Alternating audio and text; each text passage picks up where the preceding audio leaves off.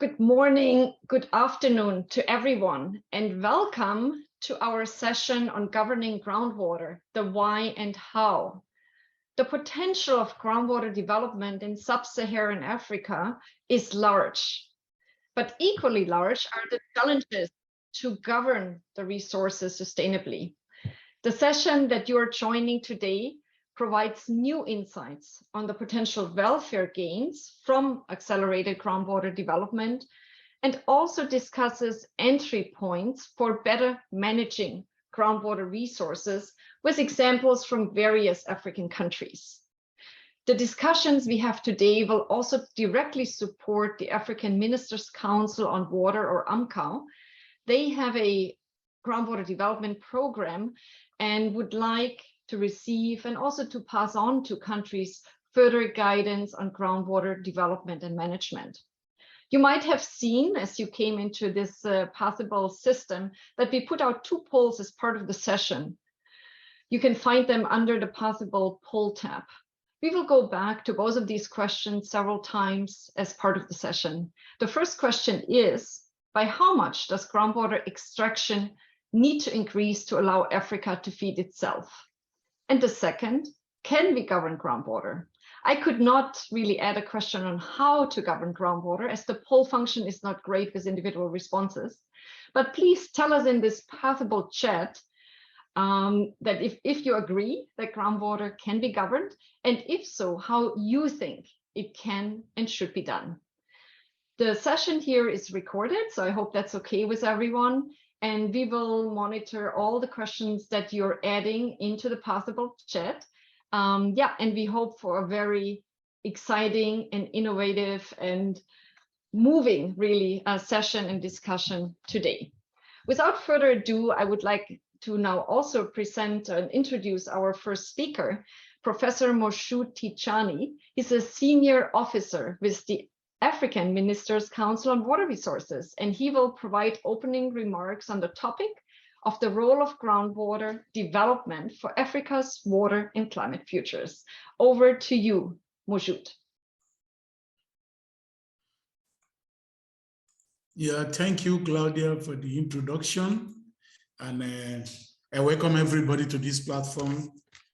I'll be speaking briefly on the role of groundwater for the groundwater development for African water and climate future. So it's like a just brief setting the scene to give us some information and facts about groundwater and climate change in Africa.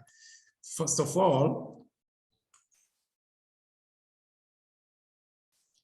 what do we know about groundwater in Africa? I mean, just brief facts. In most parts of Africa, especially in sub-Saharan Africa, groundwater doesn't have much attention with regard with the regional water resources management tilted in favor of surface water development. Groundwater is by far the largest regional water resources by volume, and with the annual renewable recharge equivalent to 15 years of average total flow of River Nile that has been postulated.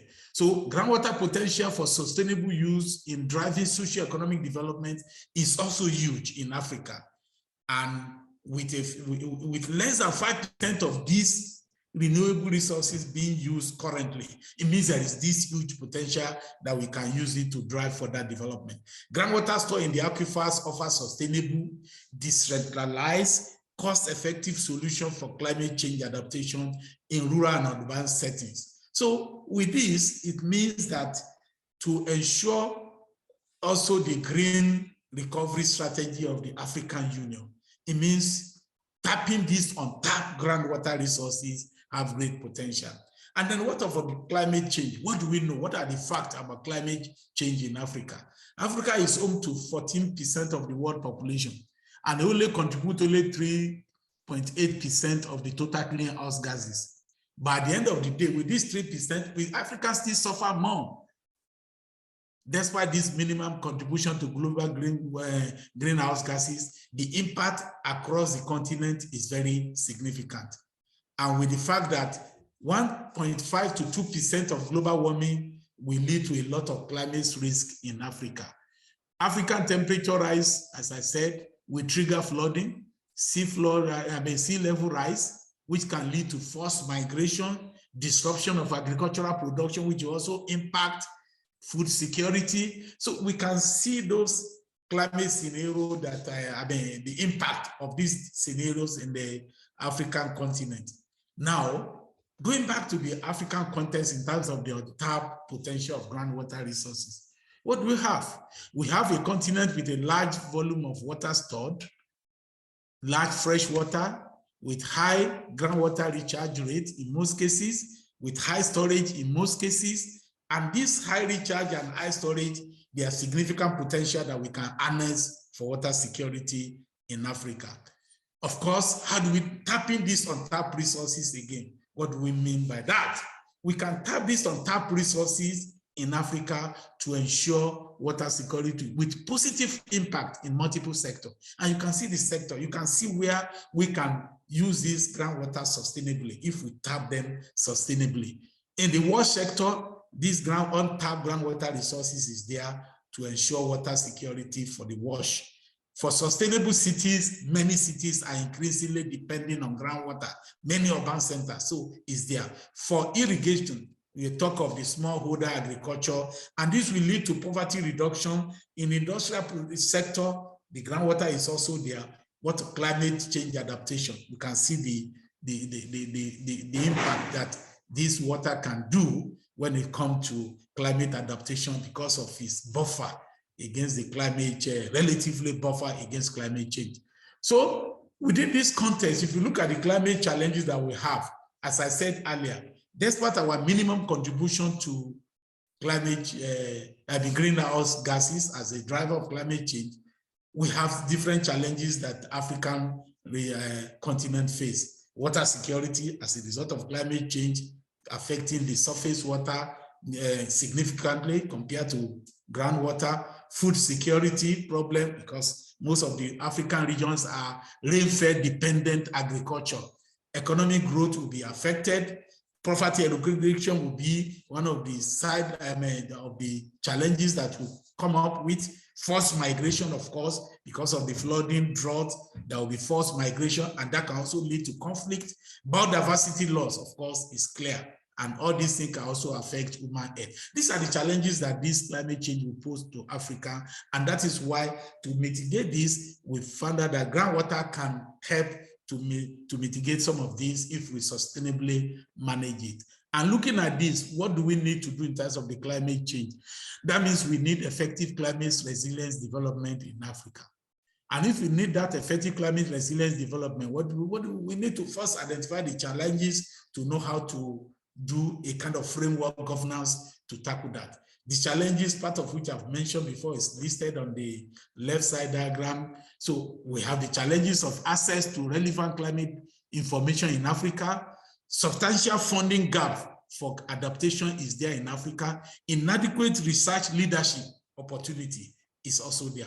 Lack of effective governance in Africa is also one of the challenges. Of course, we have the lack of robust legislation in terms of climate change. So these are challenges that the climate resilience development have in Africa. How do we overcome this? We can overcome that by looking at the right diagram, because we need to develop a framework, the governance framework, to make sure that we have climate resilience development, cross-sectorial transboundary solution, long-term planning to improve climate finance, all government, all-inclusive government, transboundary cooperation and benefit sharing, development of pathway that will increase adaptation and mitigation. Of course, we need to develop the robust legislative framework that will make sure that we have this climate resilience. These are the key issues that we need to tackle if we want to solve the climate resilience with the water issue. Of course, the adaptation aspect that we are talking about, what do we need to do? To reduce the risk of that to human and nature, we need to upscale and accelerate adaptation elements in Africa. And how do we do those adaptation interventions? We need some key essential to achieve this sustainability of effective adaptation. As I said, political buy-in is very key. Inclusive governance, effective policy plan, improving knowledge, but that is very key. Do we know, what do we know much about the knowledge of climate change and the impact in Africa? Data, information, knowledge is very key. Of course, to access to climate finance in Africa is also key if we are going to solve the challenges of a climate impact in Africa. Then what is the AMCO intervention briefly? AMCO recognized the importance of groundwater as one of its priority areas, and thus set up the Upper Group program, which is a Pan-African groundwater program with the aim to leverage on science to advance the groundwater policy and practice in Africa. And within this framework, AMCO is focusing on thematic areas which relate to policy governance surrounding groundwater and institutional strengthening, knowledge sharing and coordination, groundwater management and resource assessment, which is key. Awareness raising and capacity development is also very key in terms of groundwater, and then partnership for finance and investment, which is also key. And that is one of the key areas that, how do we attract finance into the groundwater sector? DGR is helping us to develop some pilot study in this area so that groundwater can attract funding comparable to the surface water. And if you're able to do that, we'll sustainably manage groundwater and we'll use it to advance water security and fight climate change in Africa. And for that, within the framework of AMCO, we know that we need partnership, we need collaboration. So the right-hand side diagram is telling us what we need to do. So we need the member state involvement, the REC and regional institutions are key partners. Science and technology innovation, bringing the academia and research institution is also part of it. Private sector and NGO involvement, of course, gender and youth involvement is also key. And then we have the development partners and donor agencies. AMCO cannot do it alone. That is why the collaboration with our partners, DGR, DGS, IME, UNESCO, these are and the IFPRI, these are where the partnership is very key for us to collaborate together and advance the policy and practice of groundwater in Africa. So in this case, I want to round up. I think the essence in this case, you have 1 minute more, is just for us to use groundwater to advance socio-economic SDG goals in Africa. And you can see this diagram on the left, see how we can use groundwater for domestic rural water supply, how we can use it for urban groundwater supply, how groundwater can sustain climate change adaptation, how groundwater can sustain regional integration and transboundary cooperation in terms of transboundary Africa, how we can use groundwater to sustain ecosystem, how we can use groundwater to advance smallholder agriculture. These are areas that groundwater can do. And if you are able to meet this, we can look at the range of SDG goals that will be automatically, directly or indirectly addressed. So in this case, I want to round up by saying that we need a lot of support. We need a lot of collaboration so that understanding African water and climate changes and challenges is an essential, it's essential to institutionalize changes to advance, number one, sustainable management of water resources and water supply services, and effective, smart climate resilience development. These are where we need to go. These are the policy recommendations. We need to promote collaborative action, as I said. We need to raise an awareness of the multiple importance and value of groundwater among policymakers and decision makers. And with this, I want to thank you for your attention. I've said the same, and we hope we'll have a fruitful deliberation. Thank you. Yeah, thank you very much. I think for this inspiring opening comments. I think call to action, call for research, call for financing. We are moving over now to our next speaker, who will focus, I think, on just some of these areas linked to the groundwater development potential activities and needs that you mentioned. I think it's work supported by Germany's BGR, and we will hear from them later on as well. So the speaker is James Thurlow, Senior Research Fellow with the International Food Policy Research Institute, and he will, as you can see on the screen, talk about economy-wide impacts of accelerating groundwater development in Senegal. Over to you, James. No, thanks, Claudia, and thanks, Mashoud. I couldn't have asked for a better lead up to what I'm going to present today, which is linking the potential of groundwater development to broader economic development outcomes, like the SDGs that Mashoud mentioned. And I think this is particularly key. People on this panel will know much better than I do what are the many challenges that are involved in accelerating groundwater development. But one of the challenges that Mashoud raised was the need to get political buy-in and to raise finances. And I think one of the things that we need to be able to do in order to attract attention to the groundwater sector and to water more generally is to make the case that this is an investment in development and in agricultural and agri-food system transformation. And so I'm going to present some work that we're doing looking at linking water, the water system, to the broader agri-food system and economic system so that we can make the case, the development case for water investments. To begin with, the tools that we are using, that we are developing specifically in this work to look at eventually groundwater development, these tools are specifically designed, these models, to capture the broader agri-food system. I've talked in the past about Uganda. Today we're going to talk about Senegal, which is the second of the two focus countries in the work that we're doing at the moment. Why do we need to take a broader perspective? Right? Why do we need to look beyond agriculture? Well, you can see on the left-hand side that the food system, which was getting so much attention today because of the crises and because of the Food System Summit recently, the food system is so much more than just agriculture and so much more important for the broader economy. If you look on the bottom left-hand side, just that figure on the far left, you can see the contribution of agriculture in Senegal, for example, is about 17% of GDP. But once we factor in all those off-farm downstream components that make up the broader agri-food system, the processing, the trading, the food services, think restaurants and street vendors and so on. Once we add all these other off-farm components together, we see that the agri-food system is closer to 2/5 of Senegal's overall economy. And so with this kind of tool helps us make the case for why investments in agriculture and specifically water for agriculture can have much larger economy-wide benefits. On the right-hand side, we can see how the food system in Senegal has been transforming. We can see agriculture growing quite strongly at about 1.7% in per capita terms over the last 10 years, suggesting that, and giving rise to reductions in poverty and improvements in food security. So a very important engine. And obviously water is a crucial driver within the agricultural sector. But in addition to that, we can see that the broader agri-food system is growing even faster as Senegal urbanizes and more of the food system starts to happen off the farm. And so again, we can start to see how while agriculture may appear to be lagging behind the rest of the economy, in actual fact, Senegal's agri-food system is keeping pace with the rest of the economy, suggesting that it is transforming and is important for the overall country. More importantly, within our tools, and this is where our big effort is going, is to be able to link water and to that broader economic structure, link water to the agricultural sector, and as part of the economy, and to those off-farm components that I was just talking about, but more importantly, make the link to the rest of the economy. So even outside of the agri-food system, we know that the incomes that are earned by farmers and off-farm workers, that's contributing to the development of other services that are not related to the agri-food system.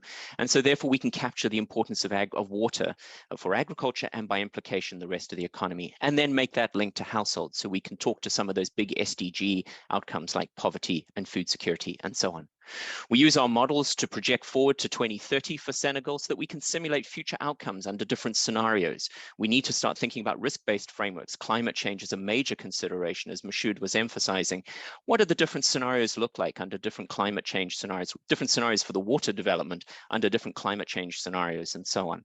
And so what we can see here in this case, in this one projection that we've been running, our baseline scenario, that water supply is growing slower, expected to grow slower than the overall agricultural sector, and will become a constraint. Just like land supply is a growing constraint for agricultural development, water supply is also a growing constraint for Senegal. And we can start to think about then what are, and we haven't done this yet, but what are some of the investments that are needed to overcome these water constraints and generate even faster growth and development in Senegal. And you can see here, finally, some of the estimates of what expanding freshwater supply might do for the agricultural sector and the broader economy. Here, we're just running a scenario where we double freshwater supply, and we can see that Just that would be enough to raise national GDP by 1.5% by 2030, a substantial contribution to achieving the SDGs, with even larger benefits for agriculture. Impacts on job creation are shown in blue in the middle, and you can see that that doubling of freshwater supply would create almost 200,000 more jobs by 2030, and these are full-time jobs in the economy. Many of those are in agriculture, but many of them also in those off-farm components and non-agriculture related components of the economy. And so it's important for us to be able to take this bigger picture view so that we can make the best possible case for investments in the water sector. And then finally, on the right-hand side, when we come back to the SDGs, we can see that that doubling of freshwater supply by 2030 would be enough to lift and keep over 100,000 people above the poverty line, so contributing substantially to that one of the most prominent SDGs, let's put it that way. And then also improving food security, and obviously an important point for us at IFPRI, but lifting almost 75,000 people out of food security, out of a state of hunger, undernourishment.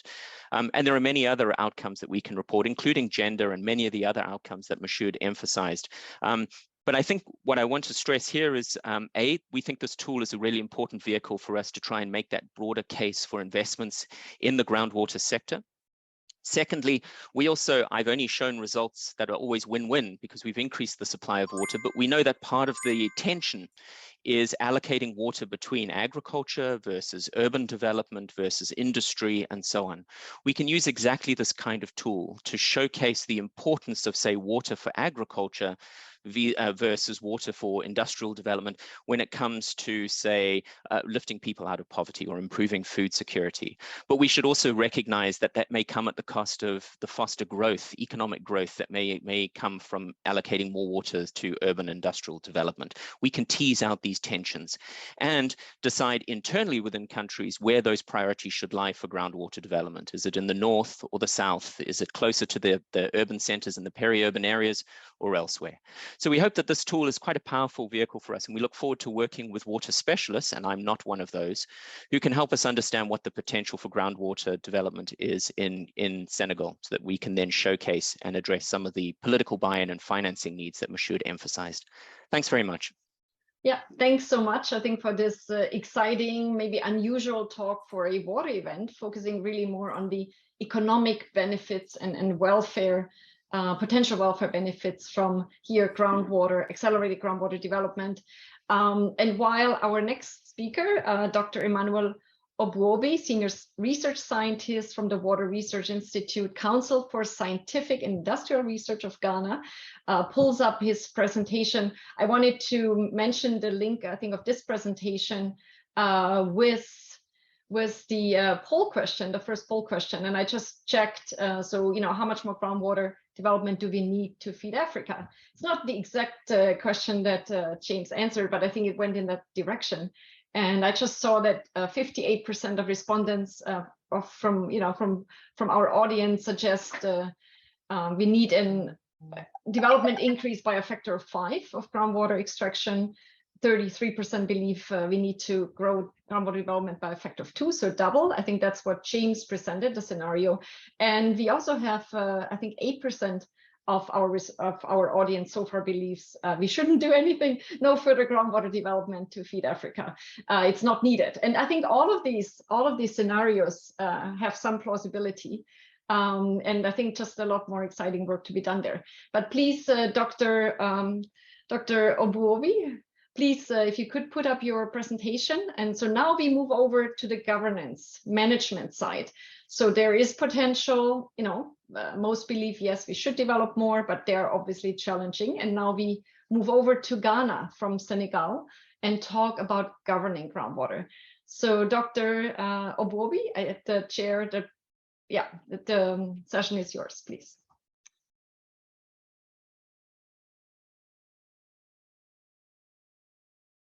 I cannot hear you yet.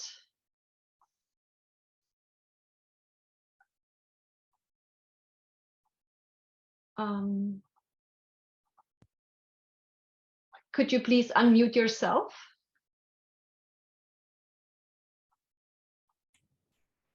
Okay, sorry. Hello. Please. I'm audible now, right?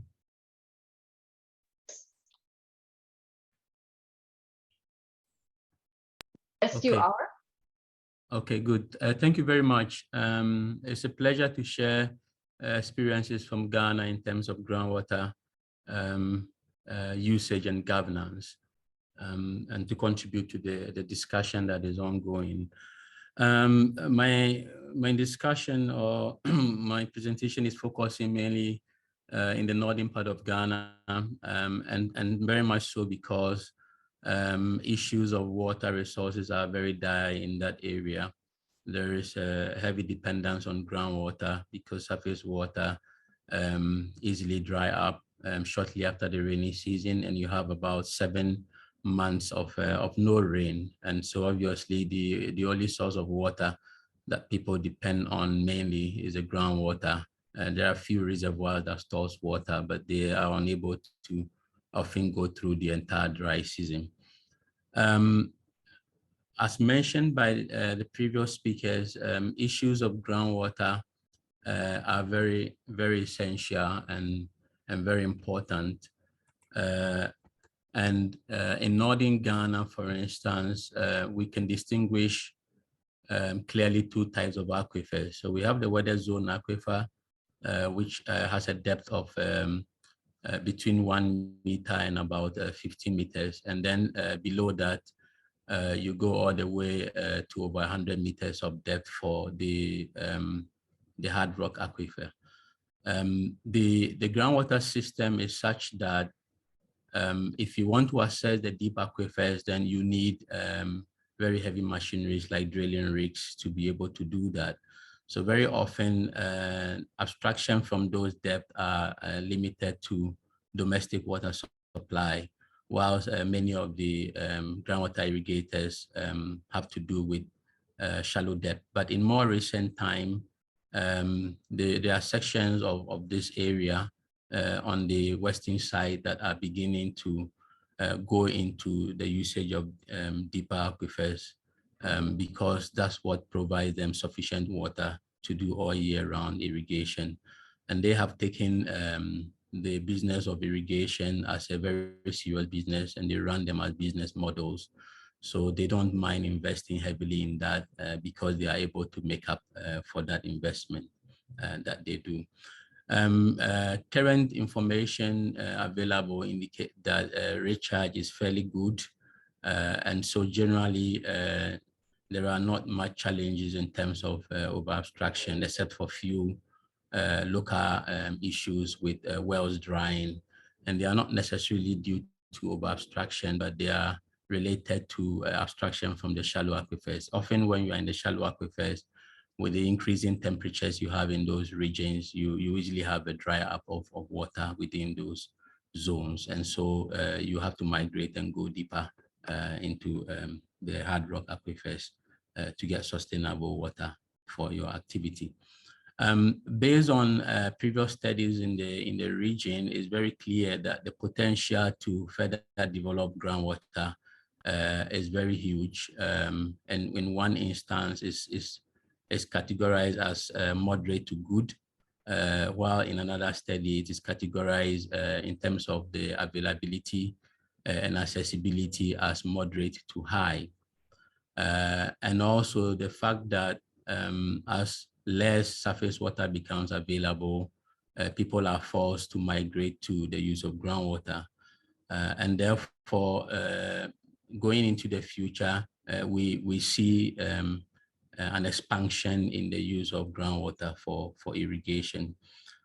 Previously also that groundwater irrigation was not considered by the Irrigation Development Authority in official development of irrigation schemes. They have been based solely on surface water systems. But now with the limitations in surface water availability, there is a lot of shift towards the use of groundwater. So we now have, for instance, the official Irrigation Development Authority developing deeper wells to support communities for groundwater irrigation. There are a number of challenges associated with groundwater use in this area, ranging all the way from drying of wells within shallow aquifers, which occur seasonally for many reasons, because of changing pattern in rainfall, Also that the number of people abstracting water from the same shallow aquifers have increased over the period. Also that technologies for developing wells within the shallow aquifers are not very much advanced. They are made up of crude instruments, so they don't go far into the future or into the season.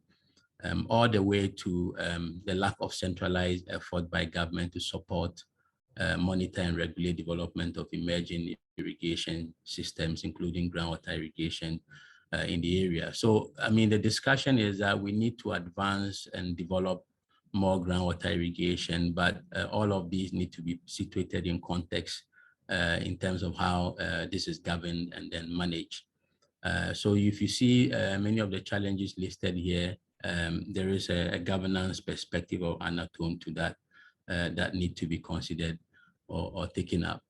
If you look at the way groundwater management is set up in Ghana, you have a body known as the Water Resources Commission, and it works through river basin structures.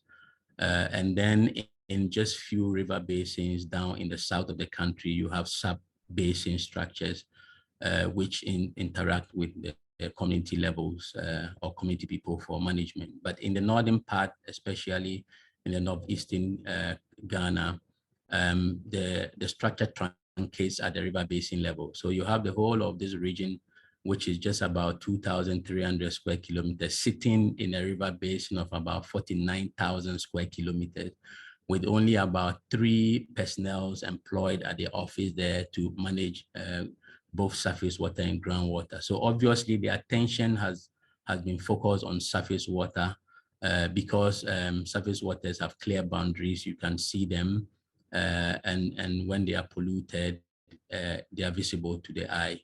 As against groundwater, which is hidden and invisible, and they are everywhere, so very difficult to lay hands on and to manage. And therefore, there's been a large neglect in terms of groundwater management. So communities are basically on their own, have to find their own way of managing groundwater. Essentially, from our interactions with community level through activities that IFPRI is implementing to support community level groundwater governance, it's very clear that the communities are on their own. They have no relation with the management authority. Sometimes they don't even know about the existence of such authority or organization that has responsibility to manage groundwater in their areas. And also they don't even want to have that because they feel that if I have my land and I can access groundwater on my land, I should not be reporting to any organization or authority. I don't have to seek their permission. I can drill as many boreholes or wells as I want on my land to irrigate because it's my land. So even though in these same communities, surface water systems like reservoirs or dams used for irrigation have very strong associations, and they have clearly laid out rules that govern the use of the resource. Groundwater irrigators have no associations, they have no rules, they operate on their own as individuals, and only on occasion sort of compare notes with their colleagues. And they agree that, yes, because of what is happening to the resource, it's important to have some sort of collective management or governance approach to deal with that, but they are unwilling to give up the freedom and liberty that they enjoy in terms of deciding on how many wells to have, when to have it, anyhow they want it. And therefore, they are unwilling to come together naturally to form groups and associations to manage the resource. We found a very exceptional case in one community where they are in an association and they are able to determine whether the yield for the previous season was good or not, and therefore they regulated what size of land that people need to cultivate. So through the game, we've been trying to create awareness of the importance to put themselves in the perspective of managing groundwater, similar to what they do with their surface water systems, to be able to sustain the resource for their own good going into the future. And so we are hopeful that this community level activities will help to rally the community members together and then support them to be able to manage their resource effectively, so that developing that further will be within the limit of sustainability. Otherwise, then they have the risk of running into over-abstraction, which can then be problematic. Thank you very much. Yeah, thank you very much, Emmanuel or Dr. Obwobi. I think excellent presentation on both the needs and I think the potential to improve groundwater governance and groundwater management in Northeast Ghana. And I just checked, we also have a poll on this question of groundwater governance, and so far all answers suggest that groundwater can be governed, and also that we don't have a choice but to govern groundwater. So I think that's I think a resounding I think call to action for your work. So we now move over to a parallel presentation that also focuses on groundwater governance, but now we move to Eastern Africa and to Ethiopia, and we have Hagar El Didi, a senior research analyst with IFPRI, and she will talk about groundwater governance findings from these same experiential games in Ethiopia. So over to you, Hagar, please. Hi everyone, thank you, Claudia. Glad to be part of the Water Week this year.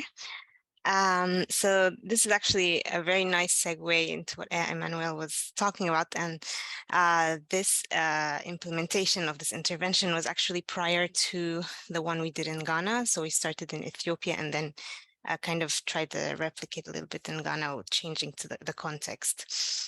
So next, please. So in this intervention, our objective was to improve understanding of the potential of having behavioral experiments in the form of games as an experiential learning tool that could help improve common pool resource management in Ethiopia, and particularly groundwater.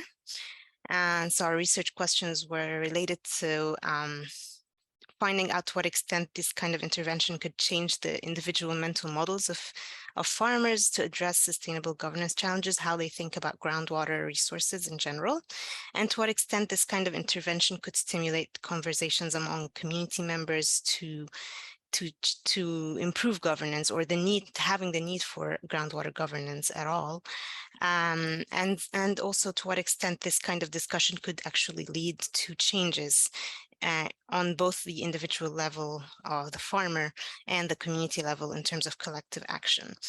And we also wanted to observe if there are any differences between men and women's learning in terms of these kind of group dynamics. Next, please. Next, yeah. So the game we do was adapted from an earlier game that was designed for India to the Ethiopian context, and it goes as follows. So we have groups of 5 men or 5 women. Each individual then chooses to plant either a crop A, which is a crop that uses less water but yields little income, and a crop B that uses more water but gets higher income.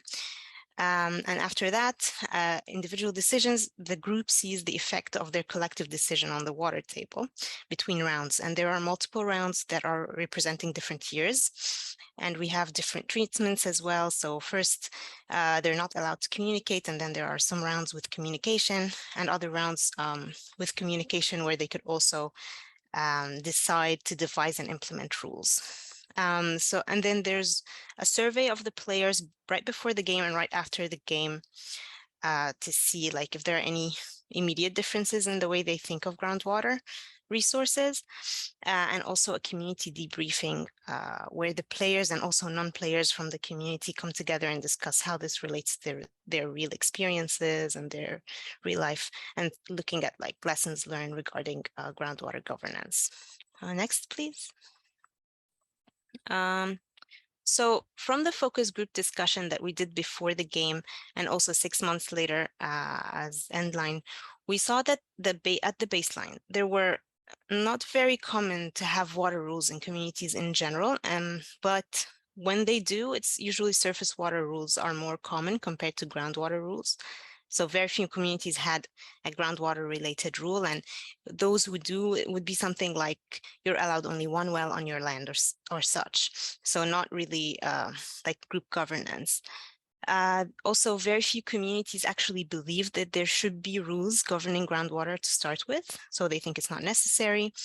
So at Endline, we didn't see any significant differences in existing community rules, especially for groundwater, but we did see a shift in the way they perceive their importance. So most communities then believed that there should be a rule governing groundwater. And we'll talk more about this later. Next, please. Here we just a few results.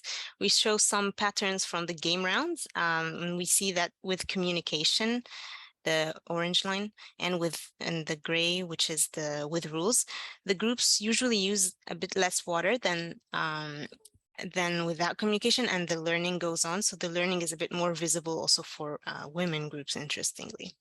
Next, please. The most interesting game was the third game with the rules.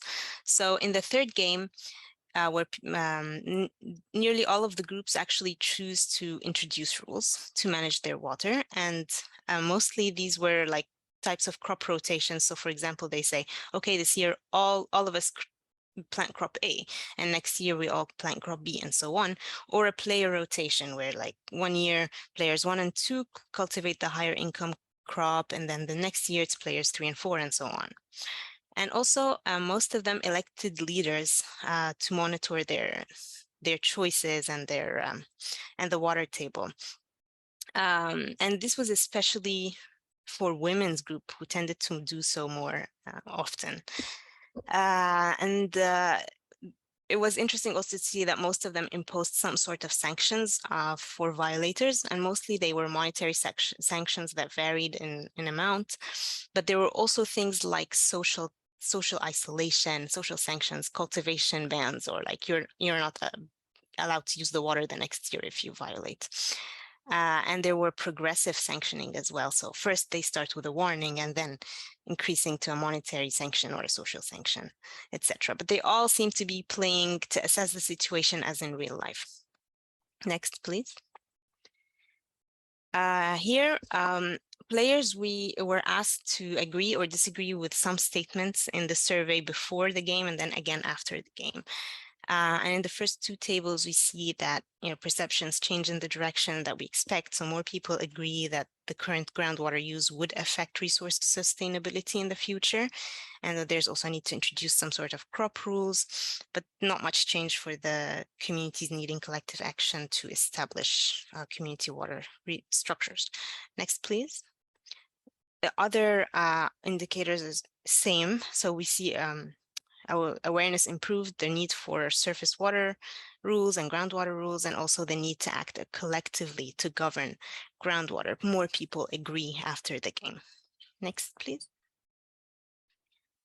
And also after the game, people were just discussing improving groundwater availability, how to do that before and after the game.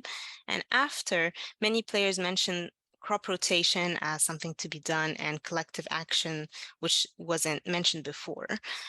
And we note some gender differences. So less after the game, also fewer people mentioned having to like digging deeper wells should be what is done to improve availability.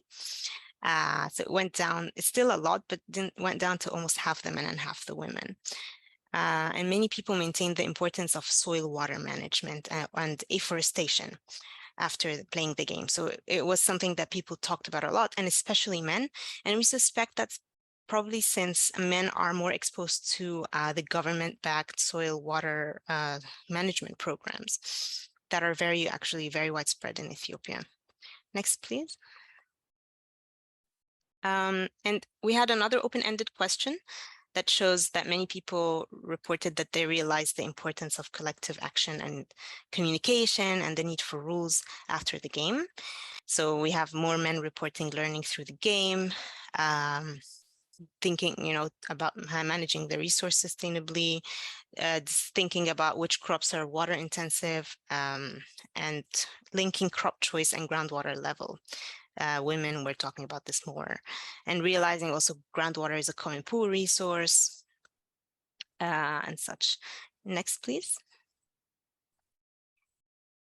So we are still not yet finalized with the data for endline analysis of the endline, but we can say that the goal of raising awareness about the importance of collective groundwater governance and the idea of the shared nature of the resource, this was achieved. So changing this mindset that it's an individual private resource. The focus group discussions show that there was this new learning on groundwater being a shared resource, and that sustains over time. So at 6 months later, people still believe that and remember that. And many people actually reported the necessity of establishing rules 6 months later. But we don't see any significant community level action yet of devising those rules. And because there's not much of a sense of urgency yet, in Ethiopia, the exploitation of groundwater for irrigation is relatively new still, and not too many people have access, especially not to mechanized pumps, in contrast to the Indian case where the scarcity was really actually very visible. We saw that respondents saw that groundwater rules were related to having, they're looking at groundwater rules that are related to having fairness to access in groundwater as the most important type of rules. So the rules that are more about governing the resource sustainability in general were not really they're not thinking about it as much as we need fairness and access first to groundwater. Next and final, sorry. So yeah, finally, we just see that the intervention shows that there is initial and sustained learning effect. It was a good learning event for people, but it needs more time for the community level collective action to sprout. And in the future, we are trying to improve the program design to have also monitoring of groundwater levels and changes to see as a complementary way to see effects of the game, and we're trying to hopefully do this in Ghana with Emmanuel and University of Ghana. Yeah, thank you very much. Yeah, thank you, Hagar, I think for these very exciting findings, also answering, I think, one of the questions that one of our audience members posted on the chat in Pathable. And I also since added a link to a short summary of this work that also includes a movie, maybe 3-4 minute movie that was actually taken during the implementation of the fieldwork in Ethiopia, and it includes farmers' direct thoughts and impressions from a better understanding of how groundwater can be governed and what groundwater use actually means in daily livelihoods. And so now we stay, for once, we stay in one country, Ethiopia. We have a final presentation by Dr. Jenny Groundwater. She's a lawyer and advisor with CIVI, and she'll talk to us, as you can see on the screen, on legal challenges to improve groundwater management, the case of Ethiopia. Because of course, we have these individual pieces of fieldwork, there are many other pieces. How can we actually get this into action and achieve policy impact? Jenny, over to you. Thank you so much. I was intrigued to listen to Hagar's and your experience of how communities want to devise rules, but then they don't get down to it. So let's talk about rules and legislation from another perspective and slightly from another level. Can you go back, please? So I have worked in Ethiopia, especially during 2019 and early 2020 for CIVI's CEDA-funded Ethiopia Water and Landscape Governance Program. And as part of this, I was commissioned by the then Ministry of Water, Irrigation and Energy to review the country's groundwater law and policy and also feed into the revision of the water policy. And what I presented today is part of the findings from this work. Next, please. And secondary data for this study was found in a good number of different sources by scholars that were involved in the UPGROW and the REACH programs, and a lot of other studies, of course, and organizations such as IVMI and the World Bank, to mention just a few. And I also completed a lot of interviews with stakeholders and experts. Next, please. Ethiopia has plenty of rivers and lakes, and for this reason, it's often called the water tower of Africa.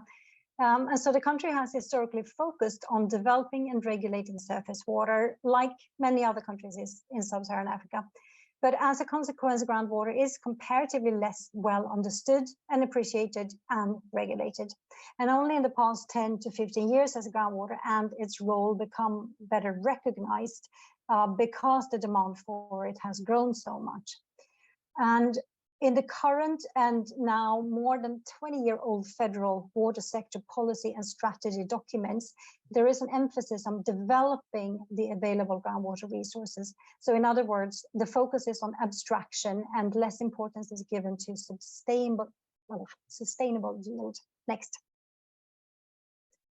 As part of the task to advise on a revised groundwater policy, best practice in other countries were analyzed, and some general findings that are relevant here to Ethiopia and to other countries, they include the need to recognize how groundwater governance is a complex process that requires coordination across multiple spatial and time scales and sectors and administrative levels, and do that with actors from international to the very local level. And for this reason, it is critical to not build or maintain silos in the system, and to instead ensure integration and holistic approach to groundwater management and conjunctive management between groundwater and surface water, of course. To this comes that implementation of a permit system is costly, and should be considered in terms of trade-offs that are also had at the same time. And one recommendation here is to introduce de minimis exemptions for small-scale uses. Next. To continue, groundwater is, as we know, used by all sectors of society, but in allocation planning and decision making, it must be prioritized for drinking water purposes. So for personal domestic use, which is considered a human right also under Ethiopian law. This involves, for instance, facilitating exploration of shallow wells for this purpose. There's also a need for clear mandates, institutional roles, responsibilities, and power divisions between different levels of the administration. And because groundwater is underground and invisible, it is difficult to know how much there is, where it is, and what quality it is, etc., etc. So for instance, there may be critical differences between the groundwater found in at shallow depths and at deeper depths in comparison.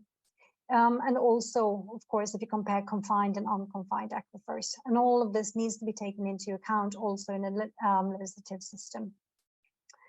And to ensure the groundwater is used reasonably and sustainably, the main advice in the best practice that is available is to apply the precautionary principle and also implement demand management. Next. Among some key aspects to regulate, we also find the greening of groundwater law, which means to put this resource in its wider context and link it to impacts and interactions with land management, surface water ecosystems, environment support functions, etc. And also with the need to deal with both diffuse and point sources of pollution and apply a best available technology principle, and target aquifers that one know are under stress. There is also the need to counter the effect of groundwater depletion through recharge and rainwater harvesting, and to estimate overall allocation caps that might be necessary and ensure that various planning documents are updated with such estimates. Source protection for aquifer recharge zones that are of importance for drinking water is also fundamental. And of course, not to forget the role of groundwater users in governance processes. And then I'm talking about the key stakeholders at federal level, at the regional level, but down to the Kibele and Woreda level, which is the very, very local village level.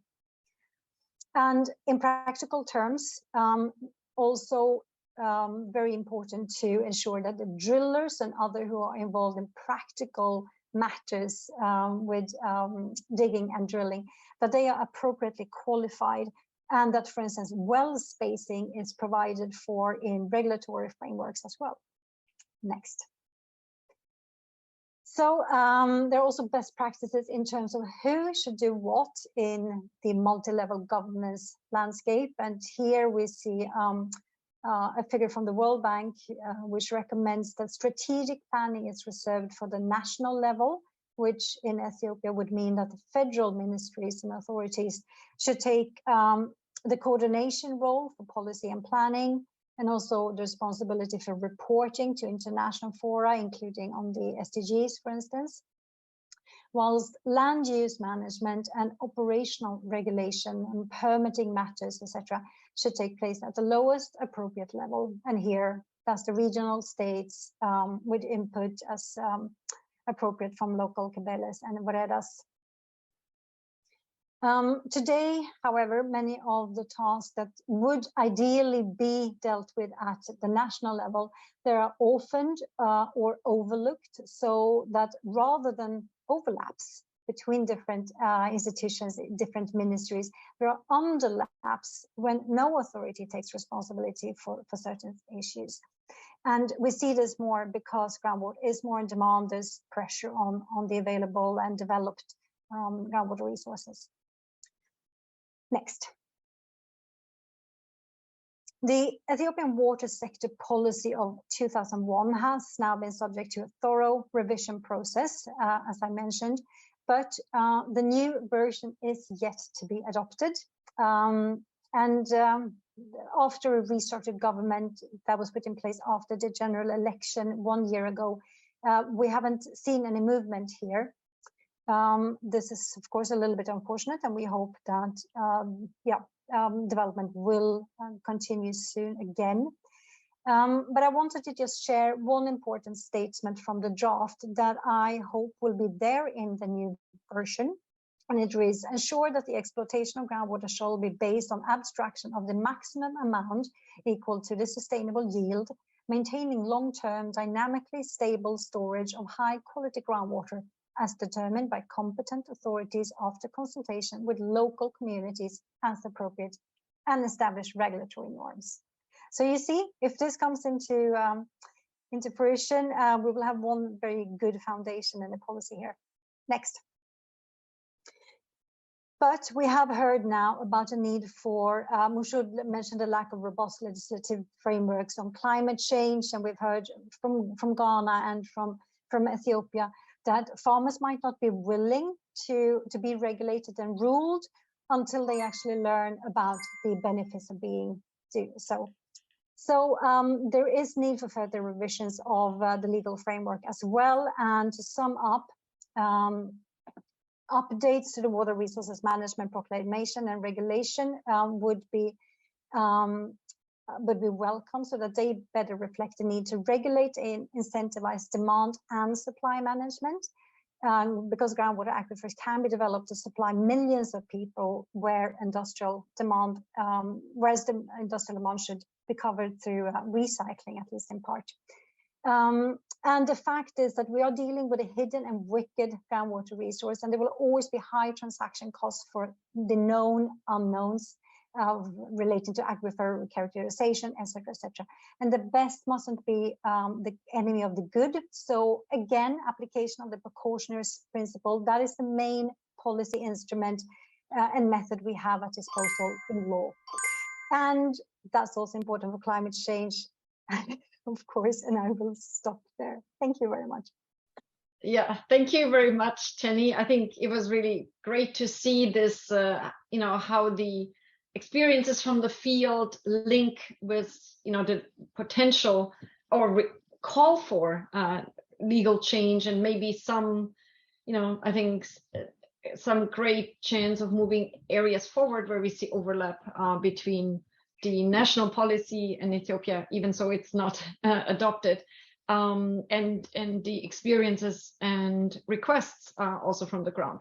We'll now move into a short policy panel section of today's session. There we will just discuss some of these two overarching questions in a bit more detail. So one, again, what is the potential and the need and the challenges around further developing groundwater? And then what else can be, how does groundwater governance speak to policymakers, academia, etc. And for that, I'd like our panelists to turn on their video. We have Ramon Brandführer, policy advisor with the Federal Institute for Geosciences and Natural Resources of Germany, Nicole Four, director of the Innovation Laboratory for Small-Scale Irrigation at Texas A&M, and Professor Jake Bekaye, surely pronounced that name wrong. He's with University Cheikh Anta Diop in Senegal. So my first question is to Ramon. So, from this opening poll, I mentioned, that there is a majority that, of respondents who believe that for, Africa to become more self-sufficient in food as one example, but of course we also want more manufacturing and other services, including domestic water, available for African citizens. So the majority of respondents believe we need to grow groundwater development by a factor of 5. But there are a few people who say no further development is needed. So could you just comment on that from your background as a, I believe, hydrogeologist, but certainly more from the biophysical resource side. So Ramon, over to you. Yeah, thank you, Claudia. Before I talk about the water availability, I would like to highlight maybe 3 important facts from Africa. So the first one is Africa has currently the lowest connection rates to safe water supply, especially in rural areas. According to the JMP data, we have a strong dependence on the agricultural sector. Like 30% of GDP and 60% of jobs are related to agriculture. And this means that the whole economy in sub-Saharan Africa is very susceptible to climate change. And we have a very high vulnerability to severe droughts. And this increased, if we compare from the 70s to the last 10 years, it's increased by 3 times, and people affected was increased, I think, 6 times, from around 20 million to 150 million. So if we keep these facts in mind, and we look then on the water availability side,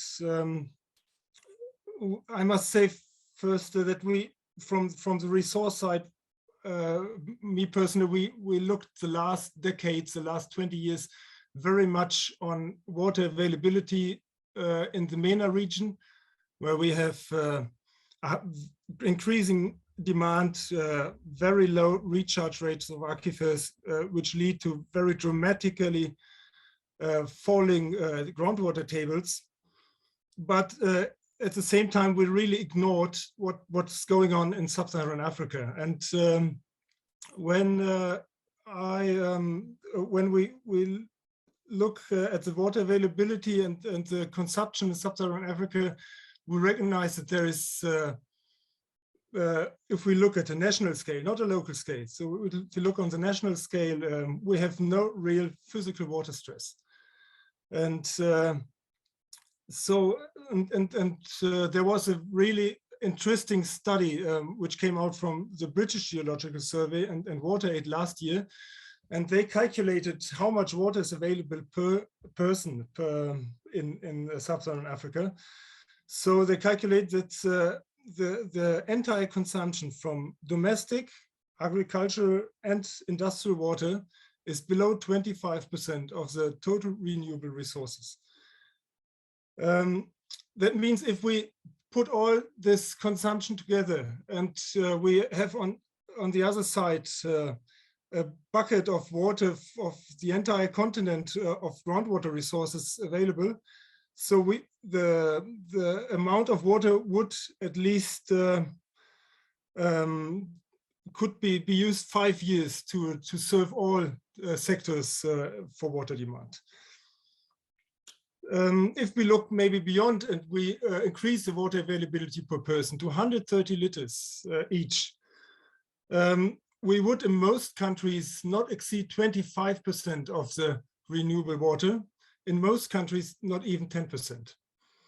So this is all on a national scale. And if we look to some urban areas, the situation is different, or to some areas, they have also a very dense or it's maybe more difficult in some areas, but on a national or on a continental scale, there is no physical water scarcity. So now we have, when we keep in mind the three facts I had at the beginning, the low connection rates, the high dependence on agriculture, the vulnerability to climate change, and we have on the other side the availability of water resources, we see that there is a huge potential. It's a huge potential for socio-economic development.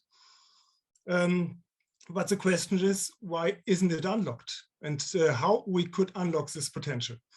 This is maybe something we should discuss for the next years, also with the African with the AMCAO Pan-African Groundwater Program, which is tackling exactly this challenge.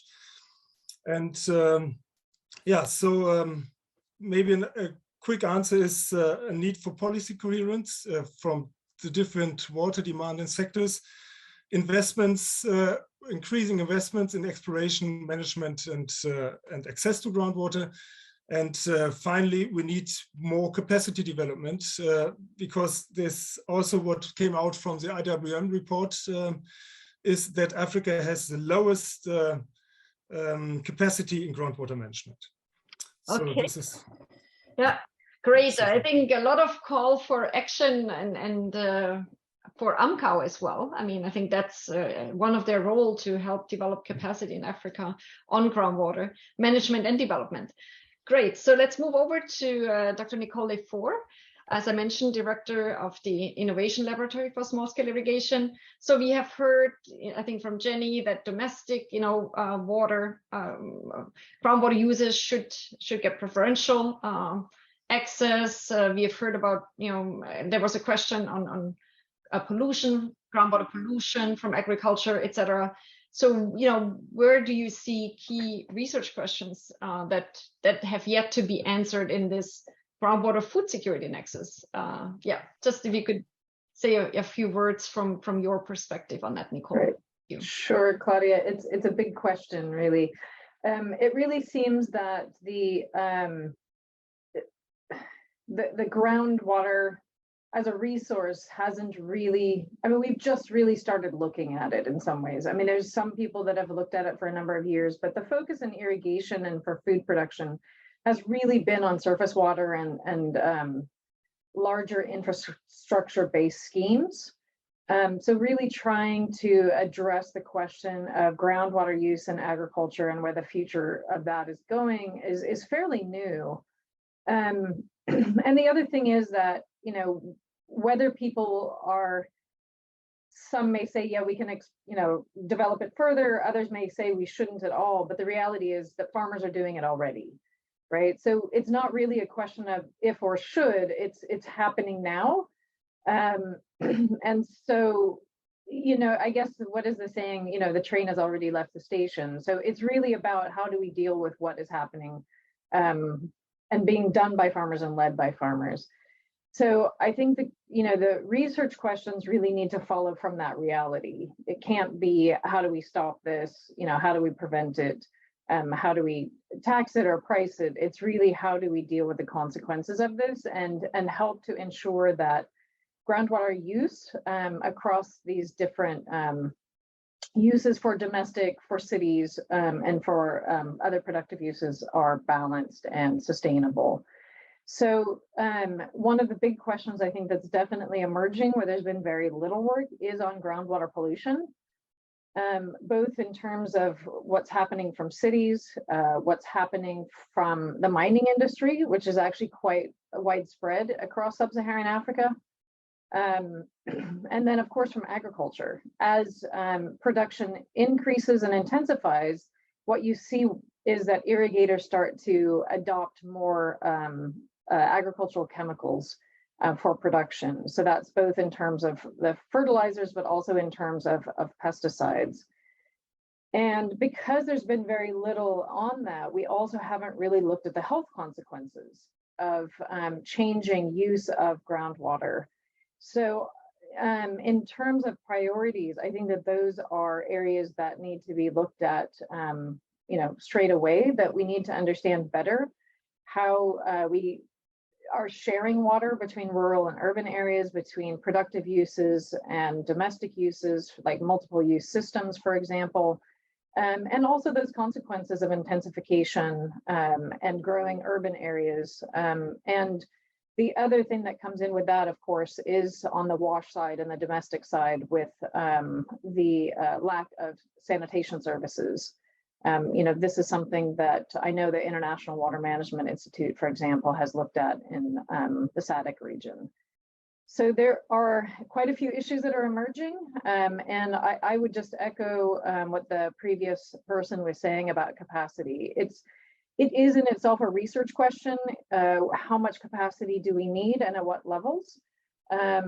Like Jenny mentioned, you have these different levels of regulation and management, and you really need to have capacity at each of those levels, and you need some consistency across the types of tools and programs so that those systems speak to each other. So there is also some research questions still around what capacity at what level and to what extent can we develop that. So I'll stop there. I'm getting chimes, but I see those as the priority issues emerging in groundwater. Okay, great. I think excellent. And obviously, hopefully in the final minute or so, everyone can react to that as well. We now have our third panelist, Jaik Bekai, a professor with University Cheikh Anta Diop in Senegal. So, we just talked a bit about Ethiopia, all these challenges we see there, also a lot of potential. Senegal is a lot drier in many ways, but we did have a presentation, that showed substantial potential increase, substantial potential benefits from increased groundwater extraction, given the large role of agriculture and the agri-food service industry in Senegal. So Professor Cheikh, what do you think? What's feasible? Does Senegal have the right governance structures in place to support this increase? If you could just comment on that from your perspective. Thank you. Thank you, Claudia. Good afternoon, everybody. First of all, let me just say that I fully agree with all what have been said by Nicole in her intervention. And I think this is very important, and this applies very well to Senegal. Just to let you know that in Senegal, there is an institution that is called the Direction of Management and Planification of Water Resources, which is in charge really of managing, first of developing the knowledge base, which is very important. And we are very lucky in Senegal, if I can say lucky. As you know, in the early 1970s, there was a big drought. And people were obliged to call upon groundwater. And a lot of boreholes were drilled. And this was a base really to have a better knowledge of the groundwater and the subsurface. And based on that, and in the 19th, there are a lot of investigations that have been carried out. And until 2004, to tackle the water aspect of the MDGs, Senegal put in place also a number of investigations to strengthen the knowledge base. And also there are some planification that was done. So really, to me, the bases are there to, first of all, increase the knowledge, and also to put in place the infrastructure for the water governance. And I was just reading this morning the bulletin that is published by the DIGRP on the groundwater situation.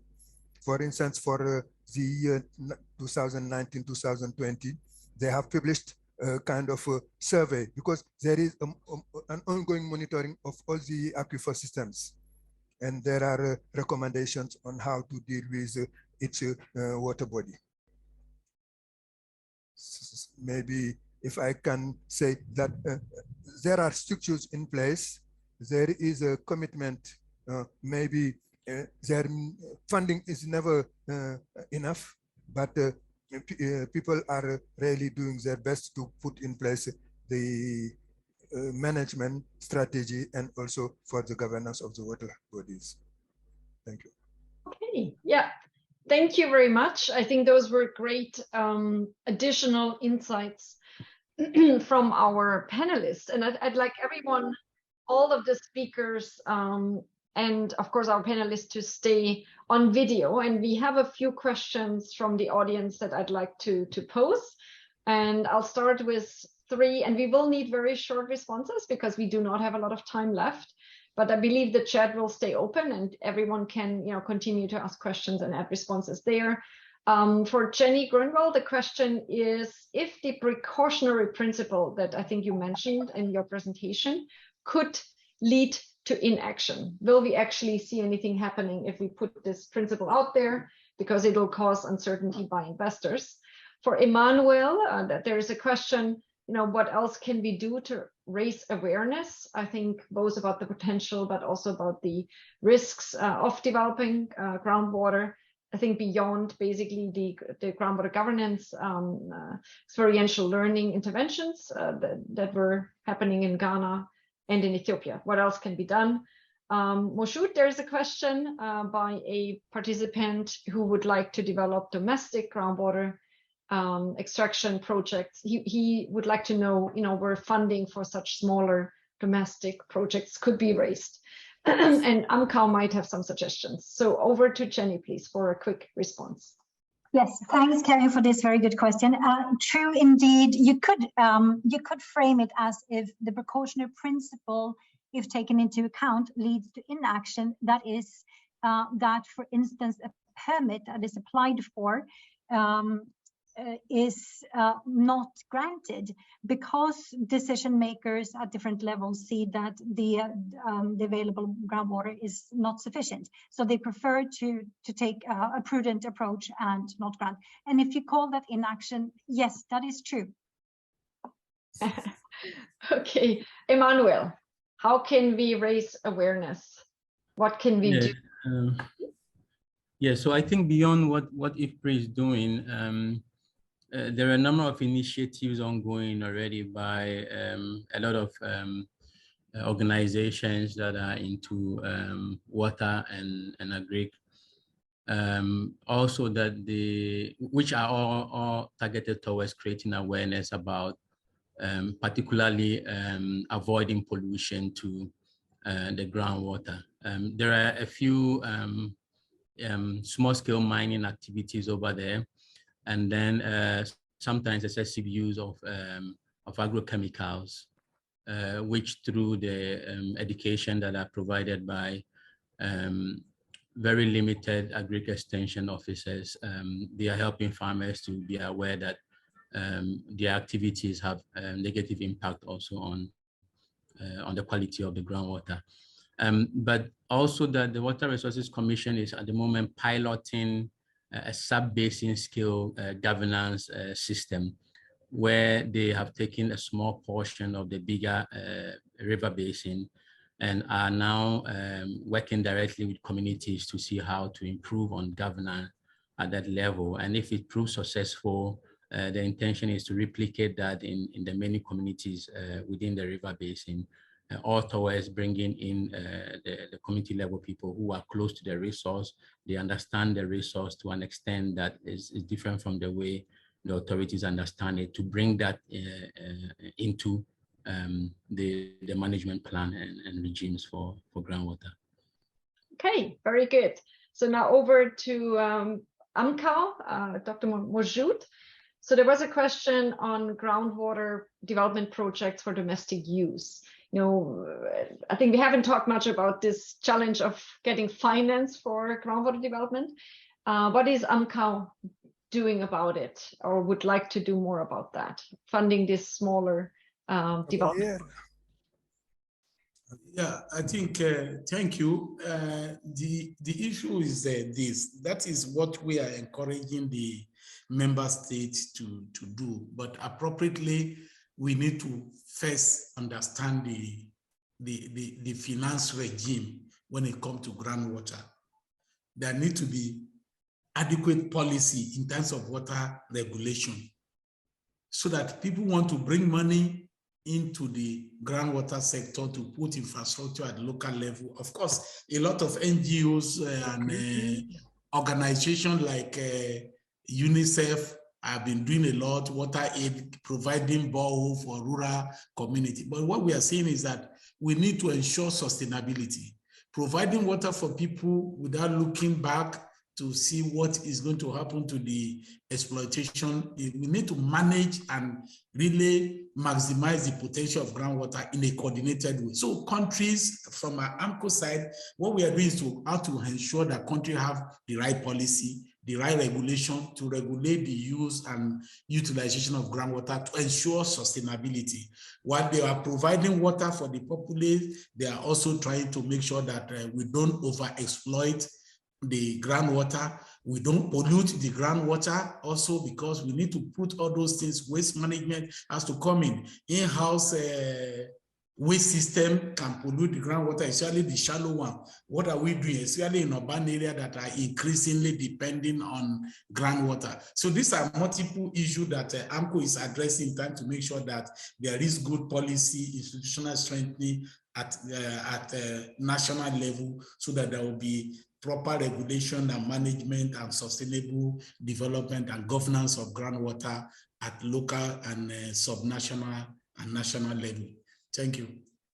Yeah, thank you very much. So, I mean, from all what I hear is that there's still a lot to do. There's still a lot to learn. There's still a lot of capacity to build. There are challenges with developing groundwater. I think Amka, we just heard, you know, officially there should be lots of things happening, checking the sustainability of the resource, ensuring that we avoid pollution. At the same time, we have this dramatic, huge, so rapidly growing need to develop groundwater resources because of climate extremes, population growth, food security that has been declining. We haven't, I think, made as serious a case as it actually is. So I think we'll have to find a middle way.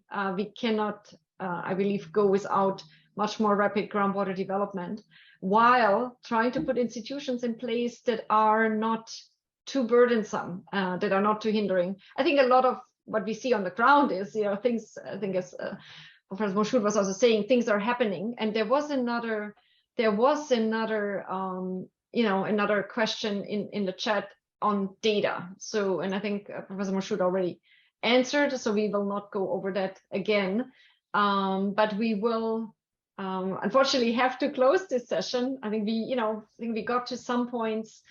The discussion on groundwater has not ended. I think what I can mention is that if you want to look at one specific slice of solar groundwater development for irrigation, there is another session coming up in just 8 minutes. Maybe you can join that session to just focus in on that particular slice of groundwater development. There are many other sessions on groundwater during Stockholm World Water Week. Please attend as many, you know, as you can for further discussions. And also I believe that chat here is open. We will be happy to answer additional questions you might have there. We'll also, all participants, if they could add their email address if they would like to, please add it to the chat so people can contact you directly. Thanks again for our audience, you know, to stay with us throughout this session. And I would like to close. Thank you very much. Yeah, thank you very much to everyone. Bye-bye. Thank you. Thank you. Bye.